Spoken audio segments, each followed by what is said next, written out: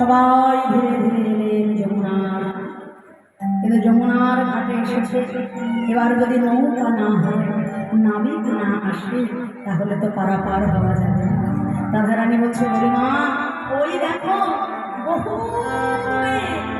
একখানা নৌকা ধীরে ধীরে আসছে। বলিমা বললেন, রাধা একটা ওই নাবিককে প্রাণ ভরে ডাক, যাতে নাবিক ধীরে ধীরে এগিয়ে আসে। রাধারানী দেহ মন প্রাণ সমর্পণ করে নাবিকের উদ্দেশ্যে ডাকছে, নাবিক আমাদেরকে পার করে দাও, আমাদেরকে পার করে দাও নাবিক। শ্রীমতী রাধারানী ডাকছে, ওই দেখো বলিমা বহু